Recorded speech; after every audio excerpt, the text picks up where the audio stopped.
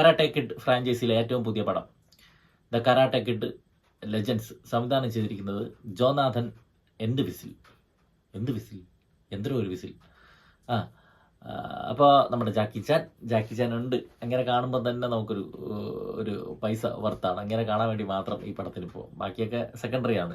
നമ്മുടെ കുട്ടിക്കാലം അത്രയേറെ നമ്മളെ ഒരു ചാർജ് ചെയ്യിപ്പിച്ച് നിർത്തിയ അത്രയേറെ ആരാധകരുള്ള, ഇപ്പോഴും ഈ വയസ്സിലും നമുക്ക് ഓർമ്മ വെച്ച നാൾ പോലെ വളർന്ന ഒരാൾ ഇപ്പോഴും ഉണ്ട് നമ്മളോട്. അയാളെ സിനിമയിൽ എന്തൊരു ഫ്ലെക്സിബിലിറ്റിയാണ്. ഫൈറ്റ് ആയിട്ടൊന്നും വലുതായിട്ടൊന്നുമില്ല, പക്ഷെ ട്രെയിനിങ് സമയത്തൊക്കെ പുള്ളിക്കാരൻ്റെ പരിപാടികൾ കാര്യങ്ങളൊക്കെ ഇത്രയും വയസ്സായിട്ടും സമ്മതിക്കണം. നമ്മുടെ ലെജൻഡ് എന്ന് വിളിച്ച് പറ്റൂ. പുള്ളി കുംഫു മാസ്റ്ററാണ്. മാസ്റ്റർ ഷീഫു ഇത് ഞാൻ എവിടെ കേട്ടിട്ടുണ്ടല്ലോ. കുംഫു പാണ്ടയിലെ കുറേ സീനുകൾ അതുപോലെ ഉണ്ട് കേട്ടോ. ഇതിൽ ഫൈറ്റ് മൊമെന്റ്സ് ഒക്കെ കുറേയൊക്കെ അതുപോലെ ഉണ്ട് ട്രെയിനിങ് ചെയ്യുന്ന സമയത്ത്. അതുപോലെ നമ്മുടെ കരാട്ടെ കിഡ് 1, 2, 3 ആള് റാൽഫ് മെച്ചിയോ ഇതിൽ കരാട്ടെ ട്രെയിനറായിട്ട് വന്നിട്ടുണ്ട്. ഇവരെ തമ്മിലുള്ള ഒരു കോംബോ ഉണ്ട്. ഈ കുംഫും കരാട്ടയും തമ്മിലുള്ള കോൺഫ്ലിക്ട്സും ഇവർ ട്രെയിൻ ചെയ്യിപ്പിക്കുന്ന കുറേ മൊമെന്റ്സ്, ചിരിപ്പിക്കുന്ന രസമുള്ള കുറേ മൊമെന്റ്സ് സിനിമയിലുണ്ടായിരുന്നു. ഈ സിനിമയെക്കുറിച്ച് പറയാനാണെങ്കിൽ ഇത് സ്ഥിരം ക്ലീഷേ ടെംപ്ലേറ്റ്. കരാട്ടെ കിട്ട് പടത്തിൻ്റെ എടുക്കണ്ട ഏതൊരു സ്പോർട്സ് മൂവിയിലെയും സ്ഥിരം മെയിൻ സാധനം ഉണ്ടല്ലോ, ക്ലീഷേ. നമുക്ക് അടുത്ത് എന്താണ് നടക്കാൻ പോകണമെന്ന് വ്യക്തമായിട്ട് അറിയാൻ പറ്റും. ആ സാധനമാണ്. പക്ഷേ ഇത് നല്ല എൻഗേജിക്കാണ്. എനിക്ക് ഒരിടത്തും ബോറടിച്ചില്ല. 1.5 മണിക്കൂറേ ഉള്ളൂ. നമ്മൾ കൂളായിട്ട് ഇങ്ങനെ ഇരുന്ന് കണ്ടുപോകും. കുറേ ചിരിപ്പിക്കുന്ന കുഞ്ഞു നൈസ് സാധനങ്ങൾ, തഗ്ഗുകൾ, ഡയലോഗുകളൊക്കെ സിനിമയിലുണ്ടായിരുന്നു. അതുപോലെ തന്നെ ഇതിൽ വേറെ ബ്ലഡ് ഷെഡ് പരിപാടി, രക്തം തെറിപ്പിക്കുന്ന വയലൻസ് ഒന്നുമില്ല. ഭയങ്കര ഒരു ലൈറ്റ് ഹാർട്ടഡ് ആയിട്ട് കുട്ടികൾക്കൊക്കെ കാണാൻ പറ്റുന്ന ഒരു കരാട്ടെ കിട്ട് പടമാണ്. ഇത് ഞാൻ പറഞ്ഞു, ഒരു ചെറുക്കൻ ഇതിൽ ഒരു ബീജിങ്ങുള്ള ഒരു ചെറുക്കൻ അവിടെ പോകുന്നു. പിന്നെ അവൻ്റെ പ്രണയം, അവൻ ബുള്ളി ചെയ്യപ്പെടുന്നു. സ്ഥിരം മറ്റു പരിപാടികൾ തന്നെ. ബുള്ളി ചെയ്യപ്പെട്ടിട്ട് പിന്നെ അവൻ ട്രെയിനിങ്ങിന് പോകുന്നു, മത്സരത്തിന് പോകുന്നു. ലാസ്റ്റ് മത്സരത്തിൻ്റെ അവസാനം എന്താവുന്നു എന്നൊക്കെ ഉള്ളത് തന്നെ. ഫൈറ്റ് മൊമെന്റ്സ് 1-2 നല്ല കിടിലായിരുന്നു. അത് ഈ ഒരു ഫ്രാഞ്ചൈസിയുടെ എല്ലാ സിനിമ എടുക്കുമ്പോഴും അതിലും ഏറ്റവും ബെസ്റ്റ് എന്നൊന്നും പറയാനില്ല, പക്ഷേ രസമുണ്ടായിരുന്നു കണ്ടുകൊണ്ടിരിക്കാൻ. മെയിനായിട്ട് ഇവൻ്റെ ഒരു സ്പെഷ്യൽ ഐറ്റം ഉണ്ടായിരുന്നു. അത് ഭയങ്കര രസമായിരുന്നു. ഒരു വൗ ഫാക്ടർ ആയിരുന്നു അത്. പിന്നെ ഞാൻ പറഞ്ഞില്ലേ, ഈ തുടക്കത്തിലൊക്കെ ജാക്കി ചാൻ അവിടെ ഒരു ഫോണിൻ പരിപാടി ഉണ്ടായിരുന്നുള്ളൂ. ഫോൺ എ ഫ്രണ്ട് പരിപാടിയാണ് ജാക്കി ചാൻ. സെക്കൻഡ് ഹാഫ് വന്ന സമയത്ത് പുള്ളിക്കാരൻ വരുന്നുണ്ട്. അന്ന് കുറേ സമയം ഉണ്ടായിരുന്നു. ഞാൻ കണ്ടുകൊണ്ടിരിക്കുമ്പോൾ തന്നെ നമുക്ക് ജാക്കി ചാൻ എല്ലാവരുടെ നിന്ന് ഇപ്പോഴും അഭിനയിച്ചുകൊണ്ടിരിക്കുന്നത് എന്നുള്ള ഒരു ഫീൽ ഉണ്ടല്ലോ.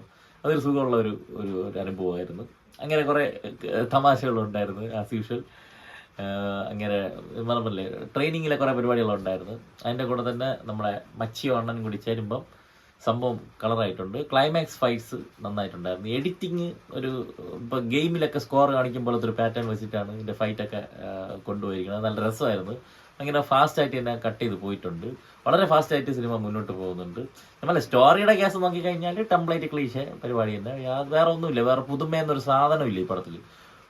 എന്തെങ്കിലും ഒരു അഡീഷണൽ സാധനങ്ങൾ, ഇതുവരെ കാണാത്ത ഒരു സാധനങ്ങളൊന്നുമില്ല. പല സിനിമകളിലും ഞാൻ പറഞ്ഞ കുംഫു പാണ്ടയിലുള്ള സാധനം വരെ അടിച്ചു പറ്റിച്ചിട്ടുണ്ട്. അതൊക്കെ തന്നെ മൂവ്മെൻറ്റ്സും കാര്യങ്ങളൊക്കെ അതൊക്കെ തന്നെ.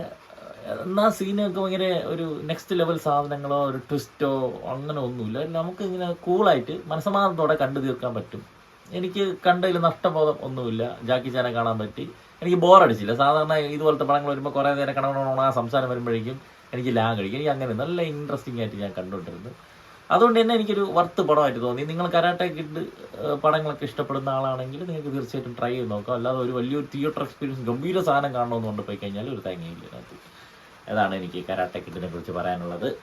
ഇപ്പോൾ കുറേ പേര് പറയും എനിക്ക് ഇംഗ്ലീഷ് പടങ്ങളൊന്നും പറഞ്ഞ് ഒപ്പീനിയൻ പറയാറുണ്ട്. ആ പടം മാർവലിൻ്റെ കുറേ സിനിമകൾ ഞാൻ അതിൻ്റെ കണ്ടിന്യൂഷൻ കിട്ടിയിട്ടില്ല. തുടക്കത്തിലുള്ള 1-2 പടങ്ങൾ മാത്രമേ കണ്ടിട്ടുള്ളൂ. എല്ലാത്തിൻ്റെ കഥാപാത്രങ്ങൾ ആദ്യത്തെ പടങ്ങളില്ല. അതൊക്കെ പിന്നെ ഇതിനെ ഈ മറ്റേ യൂണിവേഴ്സ് ഉണ്ടായി കഴിഞ്ഞതിന് ശേഷം എനിക്ക് സംഭവം മനസ്സിലാവില്ല. കുറേ പടങ്ങൾ മിസ്സായിപ്പോയി. അതിൻ്റെ അറ്റവും മാലും കണ്ടുപിടിക്കണമെങ്കിൽ ഒരുപാട് പടങ്ങൾ. അതുകൊണ്ടാണ് എനിക്കത് കണ്ടുപിടിച്ചത്. ബാക്കി ഞാൻ ഈ സിനിമയുടെ ഒപ്പീനിയൻ പറയണത്, ഈ ഇംഗ്ലീഷ് പടങ്ങളൊക്കെ പറയണതൊക്കെ ഏറെക്കുറെ അതുപോലെയൊക്കെ തന്നെ മൊത്തം എല്ലാവരും പറയണത്. അല്ല നമുക്ക് മനസ്സിലാക്കാനുള്ള ബുദ്ധിയില്ലായ്മയൊന്നുമില്ല. എനിക്ക് പക്ഷേ ഇഷ്ടമല്ല കുറേ സിനിമകൾ. ആദ്യത്തെ 2 പടങ്ങൾ കൊള്ളായിരിക്കും, പിന്നെ പറഞ്ഞൊക്കെ ചുമ്മാ കാട്ടിക്കൂട്ടി വെക്കുന്നത് കാണാനും താല്പര്യമില്ലാത്ത ഒരു പ്രശ്നമാണുള്ളത്. അപ്പോൾ അത്രയൊക്കെ ഉള്ളൂ. Karate kid legend. എന്തരാ വരട്ടെ.